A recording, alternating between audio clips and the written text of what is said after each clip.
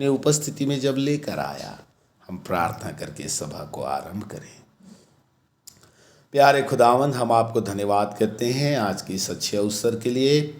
प्रभु, आपने अपनी कृपा और दया से प्रभु हम हर एक की सहायता और मदद की है, ताकि हम आपके चरणों में आएँ, आपके जीवते वचन में एक और बार प्रभु हम अपने जीवन को झांक सकें। तेरे संदेशों को आज के इस दिन हम सुनकर आशीषित हों। आपको धन्यवाद करते हैं, आपने अपनी कृपा से हम सबको ये अवसर दिया ताकि मिलकर हम आपके जीवित वचन को सीखें, आत्मा में मजबूत हों। प्रभु, आपके पहचान में हम और नित्य बढ़ते जाएं। धन्यवाद करते हैं, अब तक आपने संभाला प्रभु। आपके हाथों में सब महिमा आदर अर्पण करते और विशेषकर इस सभा को प्रभु आपके हाथ में सौंपते हैं। ज्ञान और समझ दे, प्रत्येक बातों में अपनी अगुवाई कर प्रभु, ताकि हर एक बातें तेरी मर्जी के अनुसार हो। तुझको धन्यवाद देते हुए, सब महिमा आपको अर्पण करते हुए, प्रार्थना उद्धार करता यीशु मसीह के नाम में स्वर्गीय पिता हम मांगते हैं, आमीन। आप सबको एक और बार प्रभु यीशु के नाम में स्वागत है। प्रभु को हम धन्यवाद देते हैं।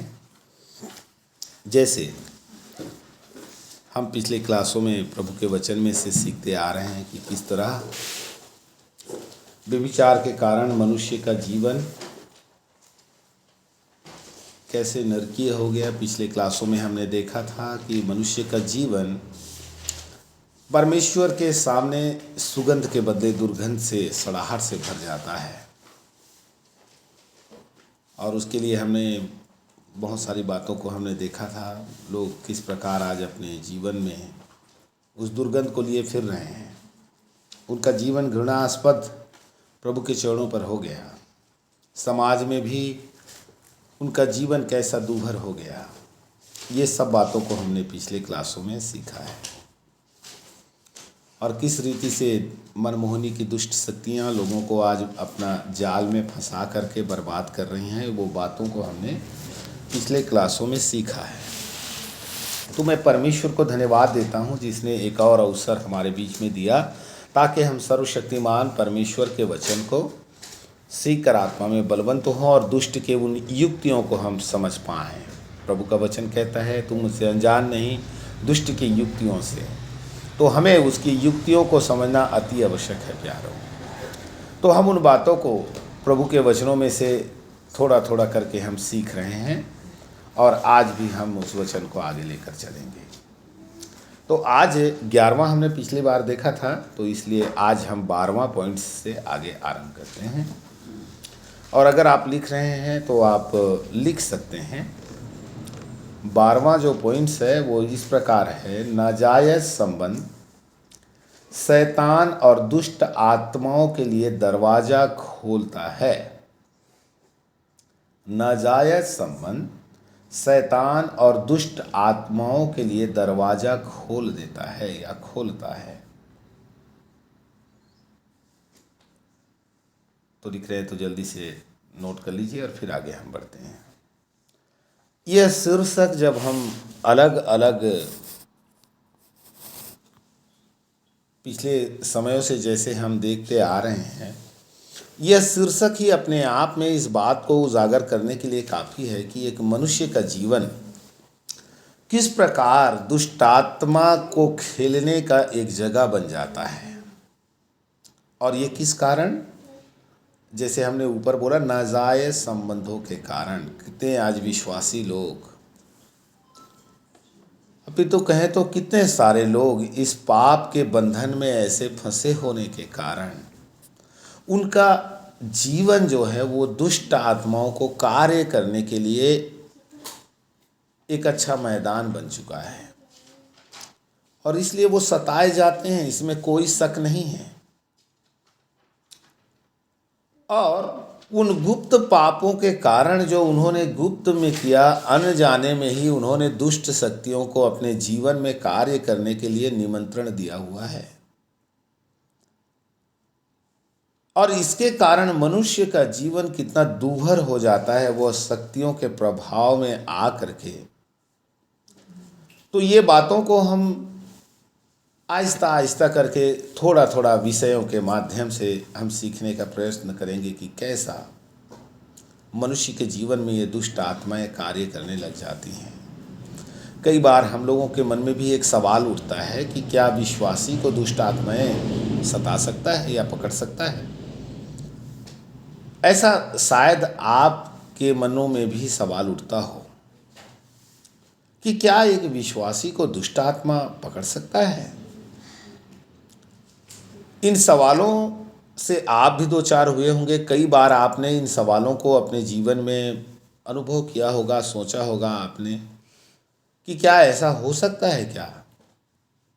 तो आज हम प्यारों इन सवालों का भी आपका जवाब देखेंगे और ख़ास करके कि किस तरह दुष्ट शक्तियाँ काम करती हैं।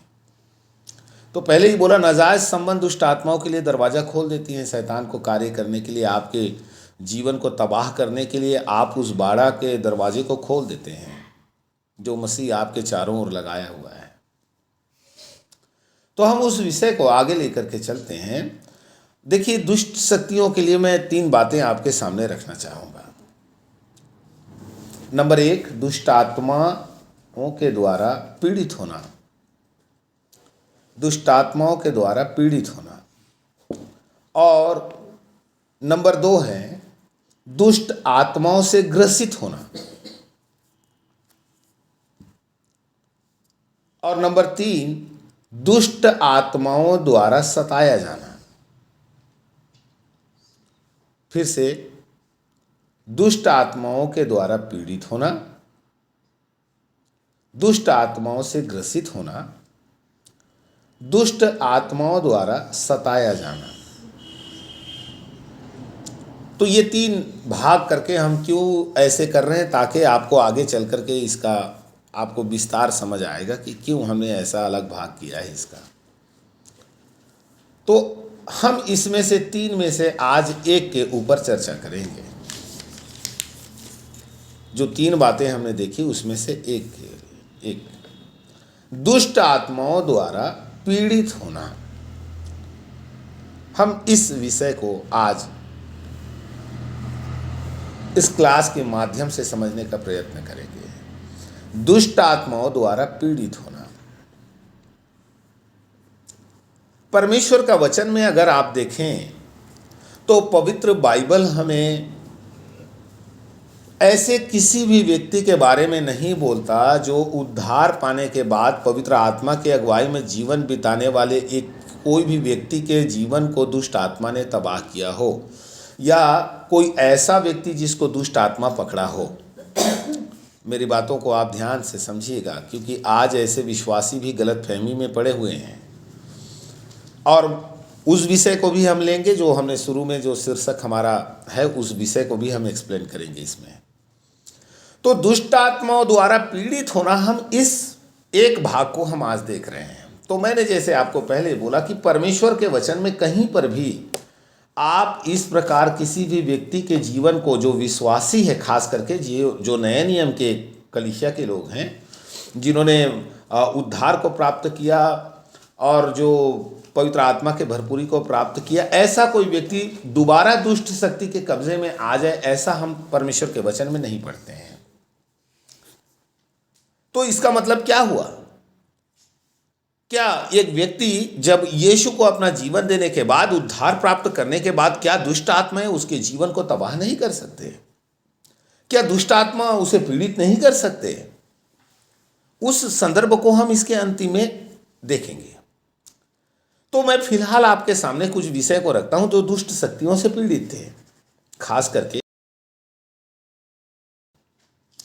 यीशु मसीह के साथ में अपन जीवन यापन करने वाले हम कुछ व्यक्तियों के जीवन को जैसे देखते हैं, तो उन व्यक्तियों के जीवन के माध्यम से हम उस बात को समझ सकते हैं कि प्रभु यीशु मसीह ने अपने पीछे आने वाले कुछ व्यक्तियों को, जैसे उदाहरण के तौर पे मरियम मगदलनी है ना, आप उसके लिए मेरे साथ में परमेश्वर के वचन में से मरकुस का सुसमाचार निकाल सकते हैं।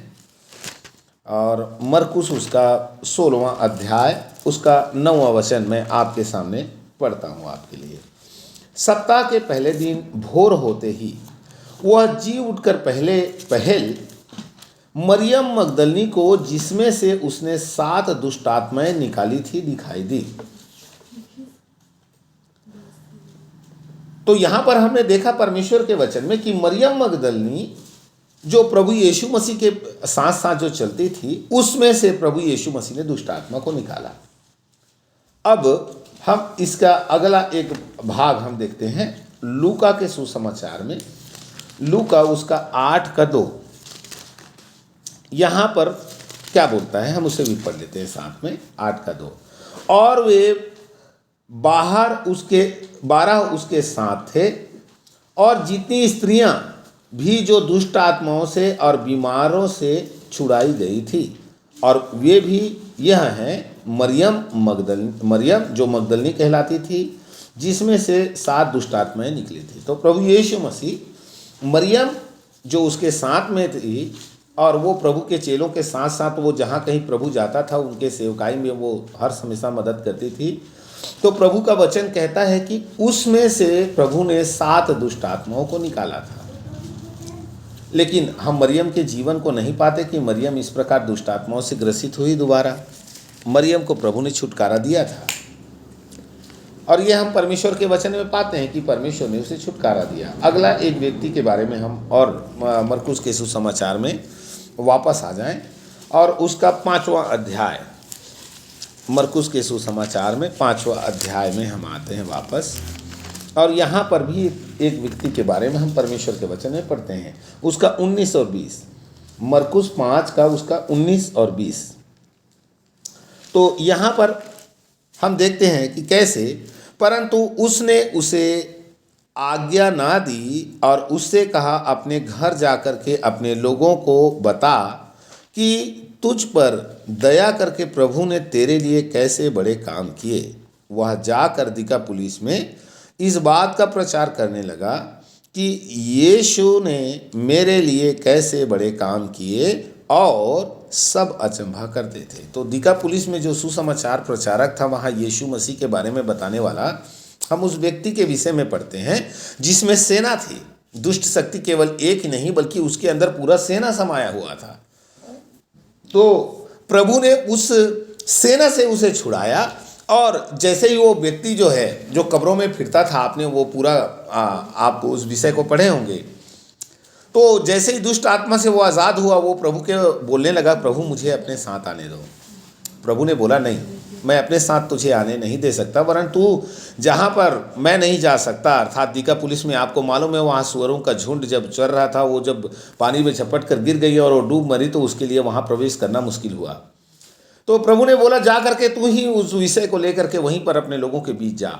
और वो अपने लोगों के बीच गया, और दिकापुलिस में पूरे जा करके परमेश्वर के वचन को उन्होंने भर दिया, और कैसे प्रभु ने उसके जीवन के लिए अद्भुत कार्य किया था, इस विषय को उन्होंने बड़ा स्पष्ट ढंग से वहाँ पर बताया करके हम पढ़ते हैं।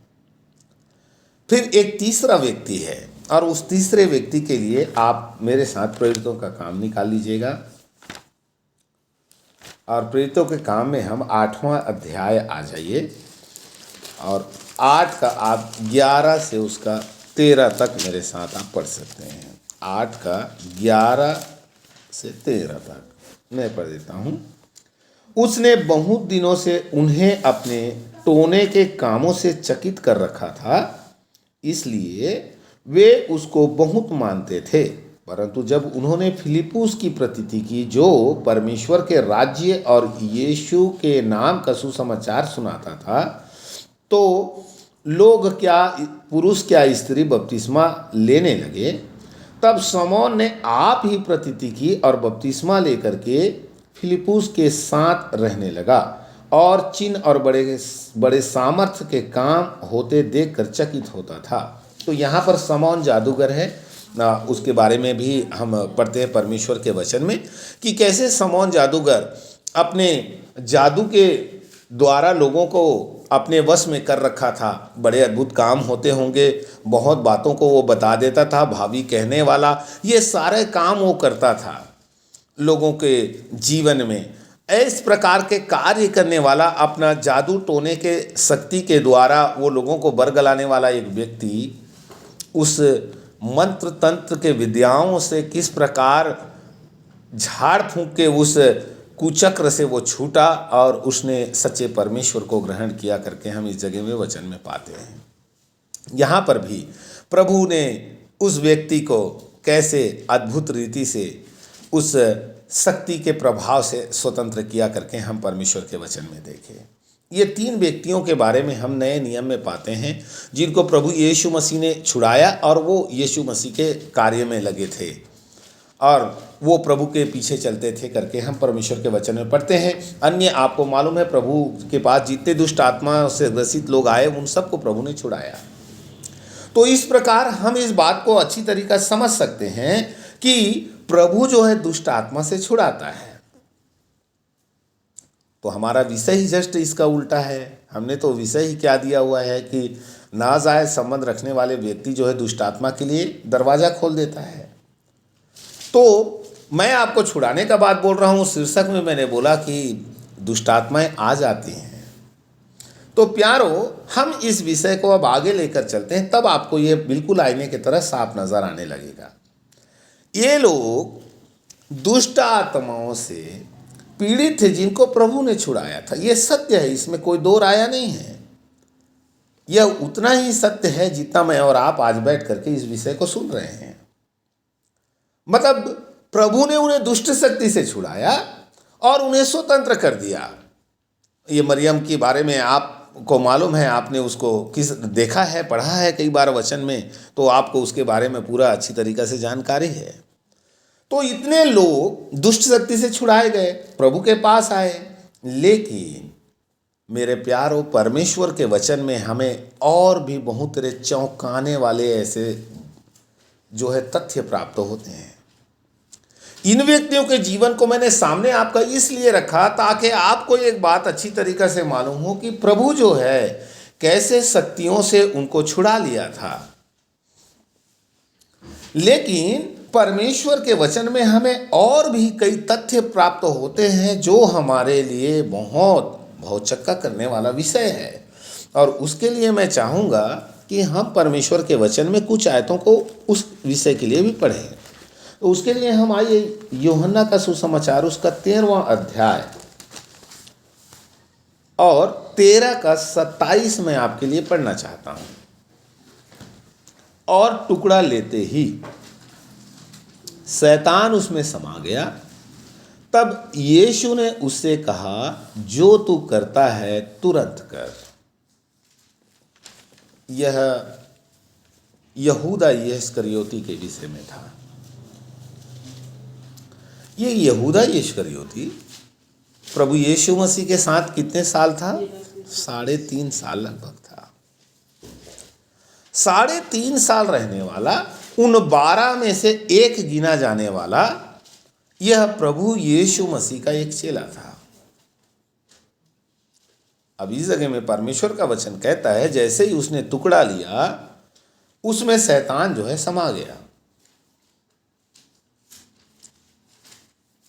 दूसरा एक व्यक्ति के बारे में भी आ जाइए, इस जगह को हम हाथ में रखें और एक और व्यक्ति के बारे में हम परमेश्वर के वचन में पढ़ते हैं, प्रेरितों का काम और उसका 5वां अध्याय और उसका 3रा वचन, 5 का 3।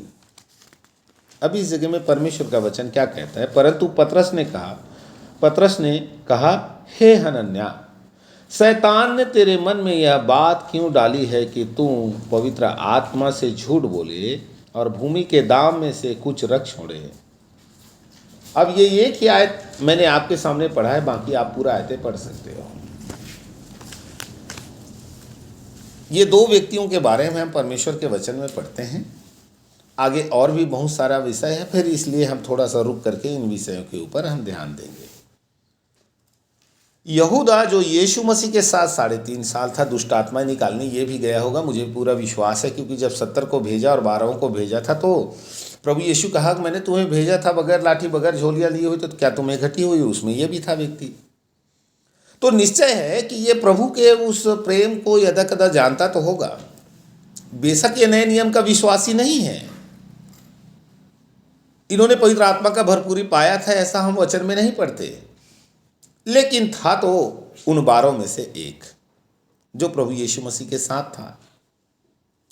प्यारो, जब इन्होंने अपने हृदय को दुष्टता से भर लिया,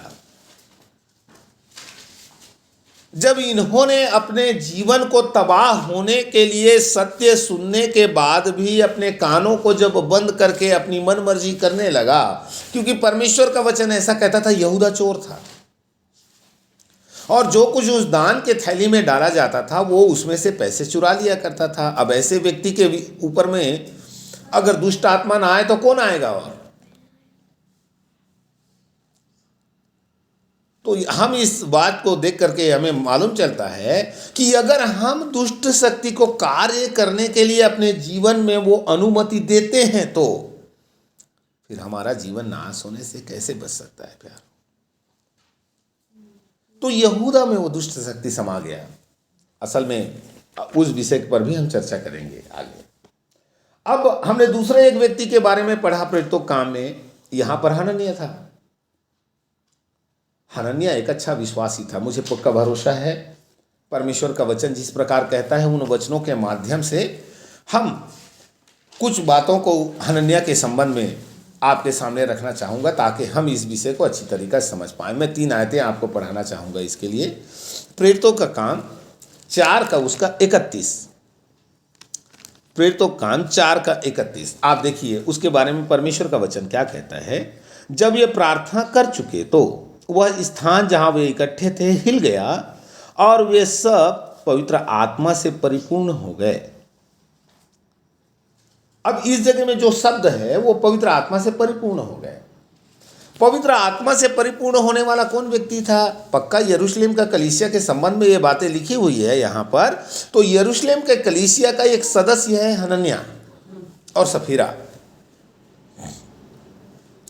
तो यरूशलेम की कलीसिया जब प्रार्थना कर रही थी तो परमेश्वर का वचन कहता है वहाँ पर उनके ऊपर पवित्र आत्मा उतरा और वो जहाँ पर वो बैठ करके प्रार्थना कर रहे थे वो जगह हिल गई और उनमें से हर एक पवित्र आत्मा से परिपूर्ण हो गया। इसका मतलब उनमें हनन्याह और सफीरा दोनों थे। अब इसका 2 अध्याय में हम आते हैं। प्रेरितों काम उसका 2 अध्याय और उसका 2 का 38 मेरे साथ आप पढ़ लीजिएगा। वहाँ पर क्या कहता है? पतरस ने उनसे कहा, मन फिराओ और तुम में से हर एक अपने अपने पापों के क्षमा के लिए यीशु मसीह के नाम से बपतिस्मा ले तो तुम पवित्र आत्मा का दान पाओगे। इसका मतलब इस जगह में हम पढ़ते हैं केवल पवित्र आत्मा से परिपूर्ण ही नहीं हुआ बल्कि ये हनन्याह और सफीरा बपतिस्मा भी लिए होंगे। अब इसका 5वां अध्याय में फिर वापस हम आ जाएं और 5 का उसका 32 मैं आपके लिए पढ़ देता हूं। उस जगह में क्या कहता है आप देखें। और हम इन बातों के गवाह हैं और पवित्र आत्मा भी जिसे परमेश्वर ने उन्हें दिया है जो उसकी आज्ञा मानते हैं। यहां पर भी उस कलीसिया के संबंध में बोल रहा है। तो 3 चीजें हम इस जगह में हनन्याह और सफीरा के जीवन के लिए पाते हैं। पहला, उन्होंने यीशु मसीह को मुक्तिदाता स्वीकार किया था और निश्चय है वचन में जैसे हमने पढ़ा पवित्र आत्मा का भरपूरी पाया हुआ व्यक्ति है, वो बपतिस्मा लिया हुआ व्यक्ति है और अच्छा आज्ञाकारी व्यक्ति था। उसके आज्ञाकारिता का आप प्रमाण इसी भांति से आप जान सकते हैं कि वह कैसे जा करके अपने जमीन को बेच दिया और जमीन को बेच करके क्या करने लगा जी? वो जमीन को बेचकर लाकर प्रेरितों के कदमों में डाल रहा है। इसका मतलब एक अच्छा आज्ञाकारी व्यक्ति है वो। देखिए, आज्ञा भी मानता है और पवित्र आत्मा का भरपूरी भी पाया हुआ है, बपतिस्मा भी लिया हुआ है। क्योंकि कई बार हम जब ये विषय आता है हमारे जीवन में हम इन्हीं बातों को ताकते हैं कि हमने बपतिस्मा लिया हुआ है, पवित्र आत्मा पाया हुआ है और हम तो प्रभु को जानते हैं इसलिए हमें कुछ फर्क नहीं पड़ता। बिल्कुल सही सोच रहे हैं आप।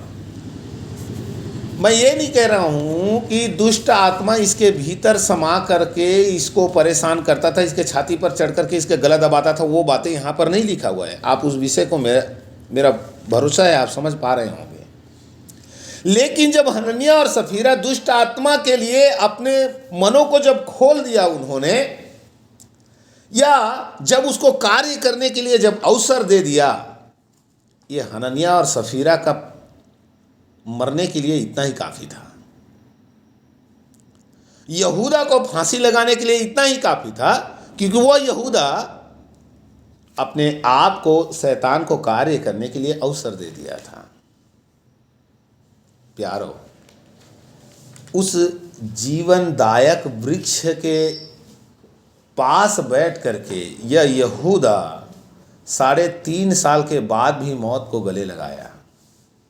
हनन्याह और सफीरा पवित्र आत्मा पाए हुए, बपतिस्मा लिए हुए, प्रभु के बातों को सुनते थे, मानता भी था, ऐसा हम परमेश्वर के वचन में देखते हैं। इतना कुछ होने पर भी प्यारो, अगर ये मर मिटे तो मैं और आप जो आज बैठ करके इन बातों को सुन रहे हैं, मैं ये नहीं कह रहा हूं कि आपके भीतर दुष्ट आत्माएं समा जाएगा एकदम से, नहीं।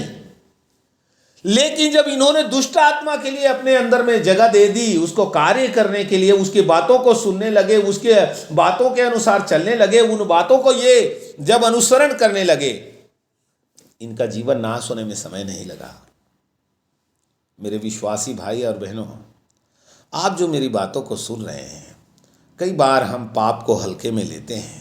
मैंने बहुत बार बोला हुआ ये शब्द है, कई बार हम पाप को हल्के में लेते हैं। हम सोचते हैं कुछ नहीं होता, कौन क्या करेगा, देख लेंगे। लेकिन मेरे प्यारों, परमेश्वर का वचन हमें आगाह करता है। हम इन व्यक्तियों के जीवन को देखते हैं, इसलिए पवित्र आत्मा ने हमारे लिए लिख करके दिया ताकि मैं और आप सावधान हो जाएं। आप अगर पाप से खेल रहे हैं तो मैं आप ही से बोल रहा हूं, सचेत हो जाइए। आपके जीवन को भी तबाह करने के लिए ज़्यादा और कुछ नहीं चाहिए। तो दुष्ट आत्मा किस रीति से इनके जीवन को तबाह करने लगा, ये बातें हमने इस जगह में परमेश्वर के वचन में देखा है। यहूदा जो यीशु मसीह के साथ साथ चलता था, हनन्याह और सफीरा जो कलीसिया के एक अच्छे विश्वासी थे, बर्बाद हो गया इनका जीवन। कलीसिया में उदाहरण के तौर पे मेरे और आपके लिए रखा गया है।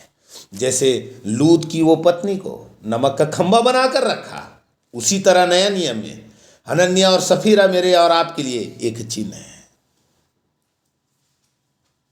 उन व्यक्तियों के लिए जो परमेश्वर की बातों को सुनकर अनसुना कर देते हैं, जो परमेश्वर के वचन की अवहेलना करते हैं, उसे अपने जीवन में वो महत्व नहीं देते, वचन को सुन करके अनसुना कर देते हैं, उन व्यक्तियों के लिए एक चिन्ह है।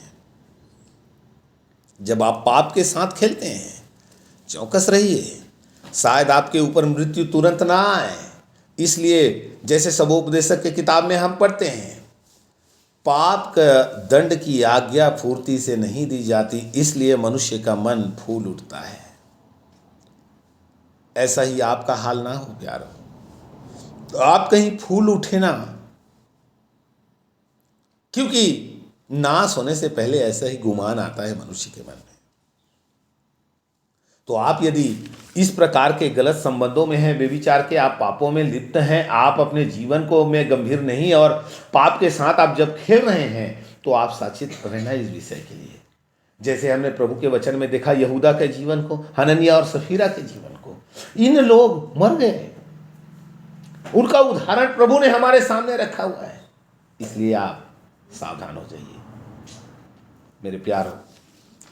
तो ये पवित्र आत्मा पाया हुआ व्यक्ति, बपतिस्मा लिया हुआ व्यक्ति, प्रभु के पीछे चल रहा था, उस व्यक्ति के जीवन में ऐसा कैसे हो सकता है? अब क्वेश्चन यही उठता है, और काफ़ी लोग शायद हो सके आप में से सवाल भी होगा, क्या ऐसे भी हो सकता है कि एक विश्वासी व्यक्ति के अंदर में दुष्ट शक्ति आ जाए, या वह ऐसे कार्य करने के लिए परमेश्वर की आत्मा कैसे उस शक्ति को अनुमति दे सकता है? बिल्कुल आप अपने जगह में बिल्कुल सही हैं उस विषय के लिए, बिल्कुल सत्य है ये बातें। लेकिन आप कुछ बातों को आगे पढ़ेंगे तब आपको समझ आएगा कि क्यों ऐसा होने देता है परमेश्वर का आत्मा।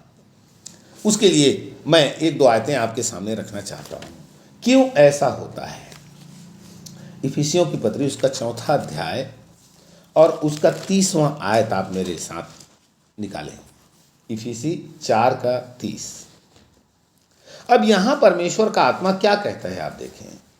और परमेश्वर के पवित्र आत्मा को शोकित मत करो, जिससे तुम पर छुटकारे के दिन के लिए छाप दी गई है। वचन कहता है, मैं फिर पढ़ रहा हूं, और परमेश्वर के पवित्र आत्मा को शोकित मत करो। हनन्याह और सफीरा ने यही गलती किया था। उन्होंने परमेश्वर की आत्मा को अपने जीवन में शोकित कर दिया था। कैसे परमेश्वर का आत्मा हमारे जीवन में शोकित हो जाता है? कई बार हम विश्वासी लोग सोचते हैं कि पवित्र आत्मा केवल रविवार हम आराधना में जाने से बस अन्य भाषा में आराधना करने के लिए है। थोड़ी देर हम आराधना करेंगे, गीत गाएंगे, थोड़ी देर रबर रबर रबर रबर करके हम आराधना कर लेंगे, इतने में हम खुश हो जाते हैं। हम सोचते हैं कि पवित्र आत्मा का भरपूरी है मेरे जीवन में। ये एक सबसे बड़ी भूल है मनुष्य का। मैं इसलिए भूल बोल रहा हूं क्योंकि आप जब ऐसे करने लगते हैं, आप अनजाने में आप अपने मनों को इतना सख्त करने लगे हैं, पवित्र आत्मा की आवाज को अनसुना करने लगे हैं, और उस अनसुना करने के कारण परमेश्वर का आत्मा आपके जीवन में शोकित होता है। प्यारो, क्योंकि परमेश्वर का आत्मा केवल आपके मुंह से अन्य भाषा निकालने के लिए ही नहीं, बल्कि परमेश्वर का आत्मा आपको अपनी इच्छा के अनुसार चलाने के लिए आया हुआ है। मनुष्य के जीवन को बनाने के लिए आया है, आपको सिद्धता तक लेकर जाने के लिए, मसीह के उस पूरे डील डाउन तक बढ़ने में आपकी सहायता करने के लिए आया हुआ है। लेकिन हम लोग क्या करते हैं? हम लोगों का जीवन हालत इस प्रकार का हो जाता है प्यारों, कि हम अपने जीवन को ऐसे तबाह करने लग जाते हैं, ऐसे तबाह करने लगते हैं, हम परमेश्वर की उन बातों को अनसुना कर देते हैं। और अनसुना करने के कारण मेरे प्रियो, हमारा जीवन कितना प्रभु को दुख देने वाला होता है। परमेश्वर का आत्मा चाहता है कि मैं और आप इन्हीं दिनों में हम प्रभु के आज्ञाओं को मानकर चलें और सर्वशक्तिमान परमेश्वर की उन बातों को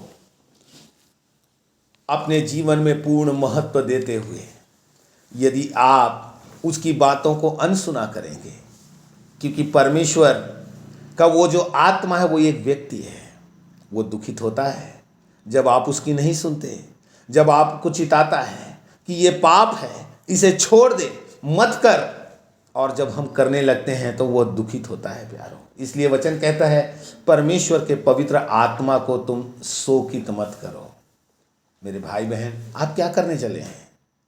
आप उनकी बातों को नहीं मानते तो आपको कोई यह अधिकार नहीं बनता इस बात को लेकर चलने का कि आप ये कहते फिरे कि मैं पवित्र आत्मा का भरपूरी पाया हूं। आप अपने आप को असल में ठग रहे हैं।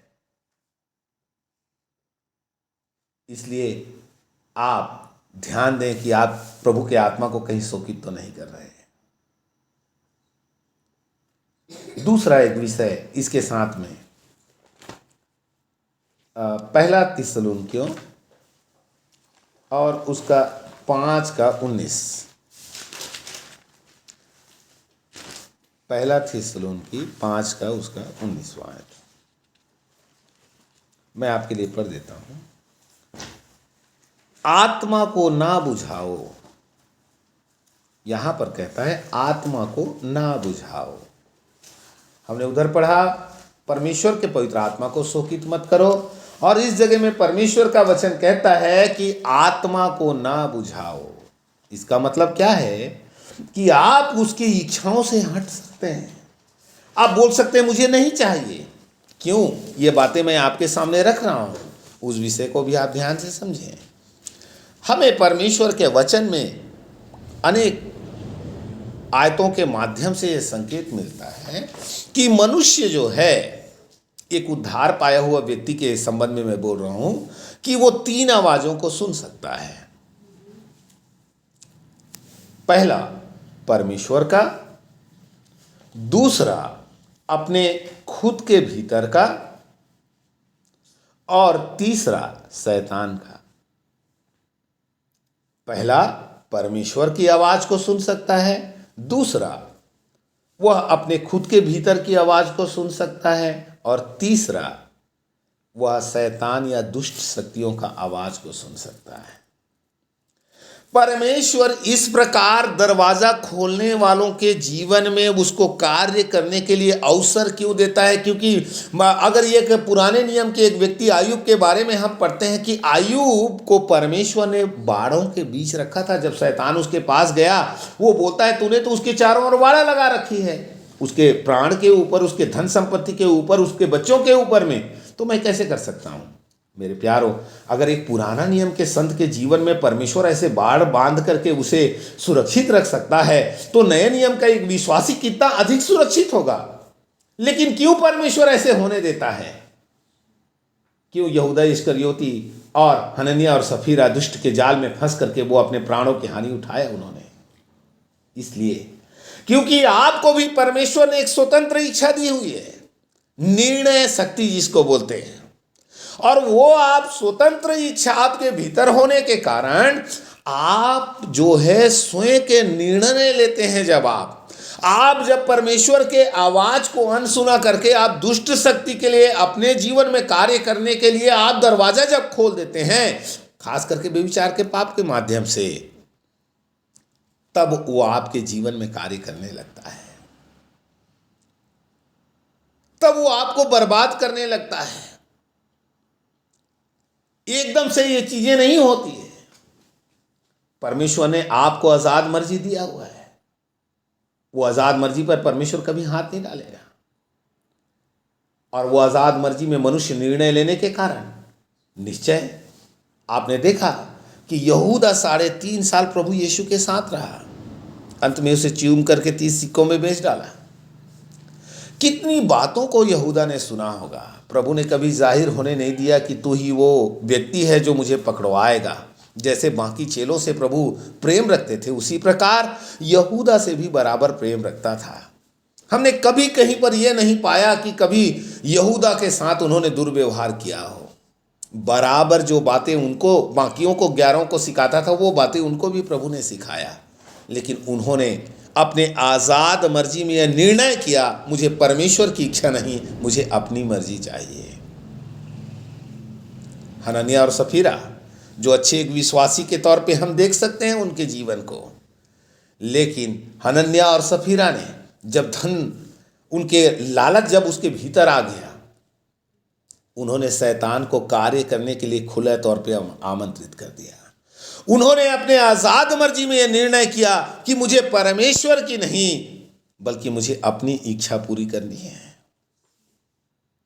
प्यारो, पवित्र आत्मा का भरपूरी पाया हुआ, बपतिस्मा लिया हुआ, गिरने से पहले प्रभु की आज्ञाओं को भी मानने वाला एक हनन्याह और सफीरा, एक जोड़ा हमारे सामने गिरकर मरे पड़े हैं। मैं और आप, हम बोलते हैं अनुग्रह है, अनुग्रह है, अनुग्रह है। हम अनुग्रह में चाहे जो मर्जी करें, जैसा मर्जी कर लें, जो भी पाप से खेल लें, और फिर दोबारा हम माफी मांग करके शुद्ध हो सकते हैं। फिर दोबारा हम थोड़ी देर हम गिड़गिड़ाने लगेंगे, थोड़ा हम आंसू बहाने लगेंगे। प्यारो, परमेश्वर आप क्यों ये कर रहे हैं, वो सब बातों को प्रभु जानता है, वो मनों का जांचने वाला है। इसलिए हनन्याह और सफीरा गिर कर मर गए। इन व्यक्तियों के जीवन को परमेश्वर के आत्मा ने हमारे सामने रखा है ताकि मैं और आप सावधान हो जाएं। हम पाप से खेलते हैं, व्यभिचार।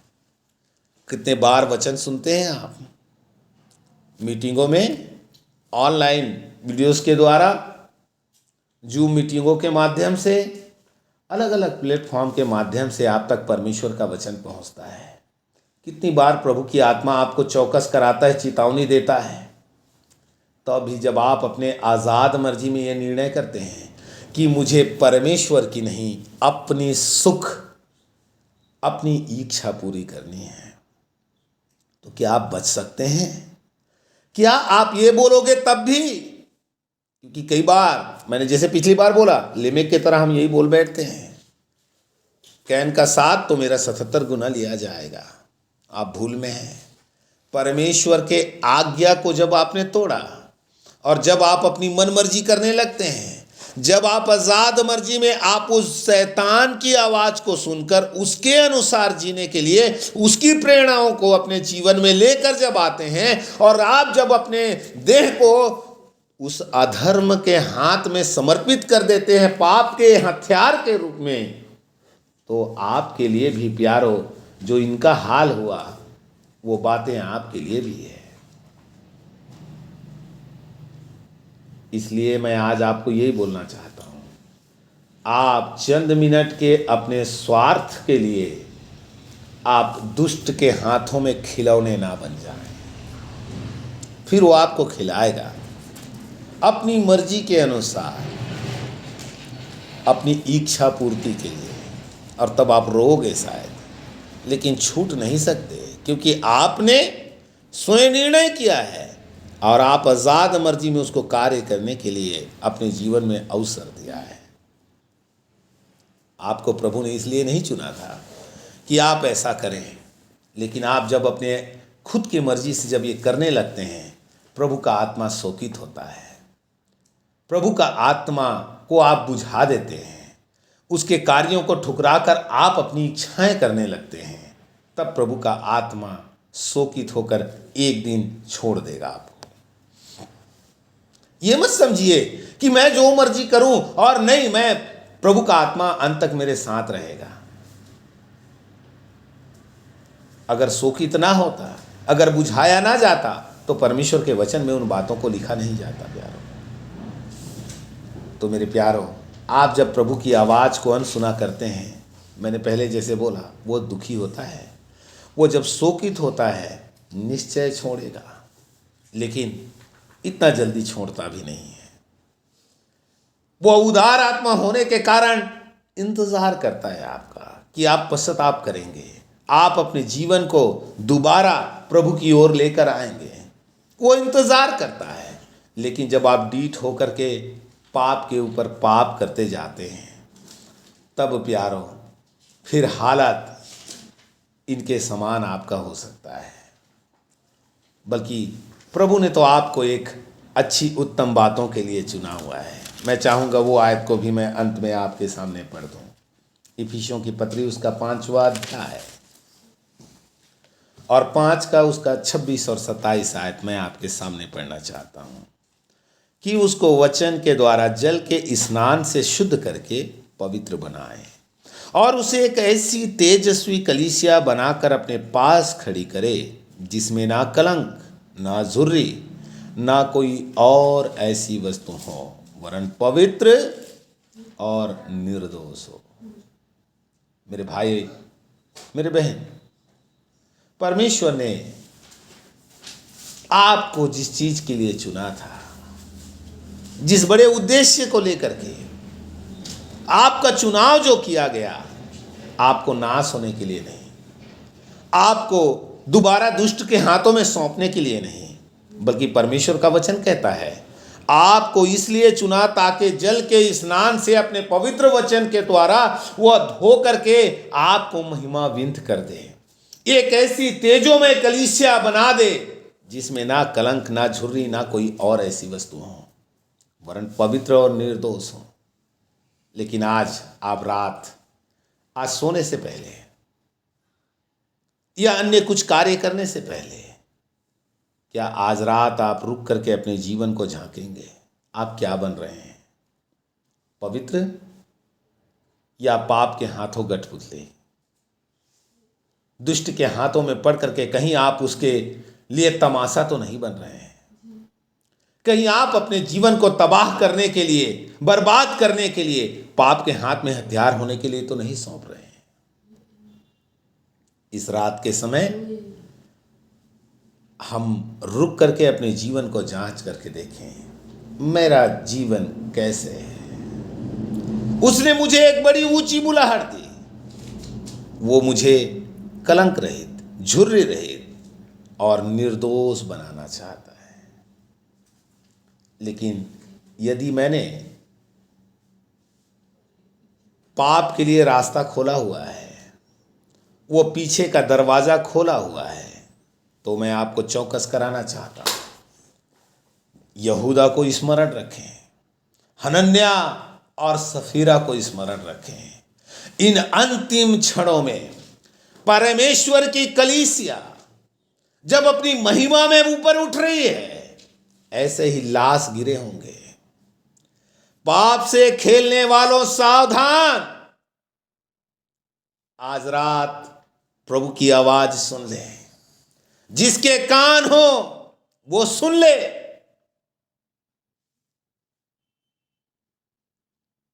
परमेश्वर की कलीसिया अपनी महिमा में आते समय ऐसे लाश का ढेर पड़ा हो कलीसिया में शायद।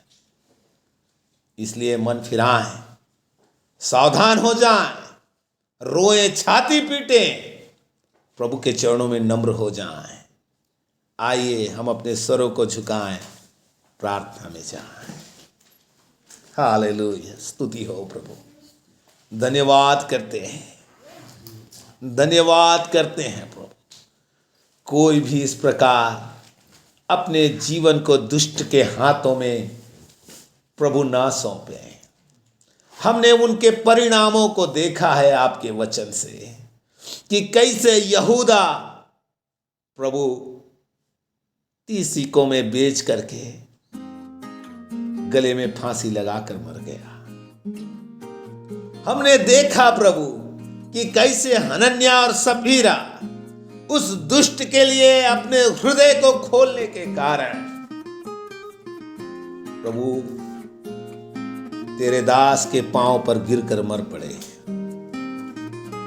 जब तेरी कलीसिया तेज में बढ़ रही है, जब वो अपने महिमामय स्थिति में वापस आ रही है, प्रभु हम में से कोई भी ऐसा ना हो जो पाप से खिलवाड़ करते हुए दुष्ट शक्ति को अपने जीवन में कार्य करने के लिए अवसर देते हुए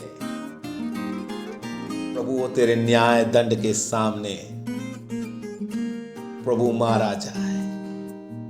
तेरे कलीसिया के सामने कहीं ऐसी स्थितियां ना आन पड़े। प्रभु आपसे विनती है पिता, आप इन्हीं दिनों में एक एक हमारे भाई बहनों को प्रभु शुद्ध होने के लिए, पवित्र होने के लिए, अपने जीवन को डरते और कांपते हुए पाप से दूर रहने के लिए अपने आप को नम्र होकर तेरे चरणों में गिड़गिड़ाते हुए सच्चे हृदय से पश्चाताप करके वापस आने के लिए कृपा दे। और कहीं मार्ग नहीं प्रभु, हाँ मेरे परमेश्वर, और कहीं मार्ग नहीं, क्योंकि तेरा वचन कहता है प्रभु, कितने लोग जो यहूदा जैसे फांसी लगकर आत्महत्या करने के लिए जो चले जाते हैं, प्रभु तेरा वचन कहता है यदि तुम परमेश्वर के मंदिर को नाश करोगे तो परमेश्वर तुम्हें भी नाश करेगा। प्रभु मेरे प्रियों के लिए मेरी विनती है प्रभु, ऐसे दुष्ट के हाथों में पड़ने से तो उनको बचाए प्रभु। एक एक को तेरे पवित्र हाथों में सौंप दे पिता। आज रात अपने जीवन को जांचने के लिए सहायता कर। इससे पहले बिस्तरों में जाएं, सो जाएं प्रभु। आज रात तेरे साथ अपने संबंधों को ठीक करने के लिए मदद कर। अगर इस प्रकार उन्होंने अनजाने में, जाने में प्रभु बाप दुष्ट आत्मा के लिए अपने अंदर दरवाजा खोला है, तो प्रभु उन्हें आज रात तेरे साथ चरणों में बैठकर ठीक करने के लिए मदद कर। आपके जीते हाथों में सौंप दे। सब महिमा पिता आपको देते हुए धन्यवाद के साथ उद्धारकर्ता प्रभु यीशु मसीह के नाम में स्वर्गीय पिता हम प्रार्थना को मानते हैं। आमीन।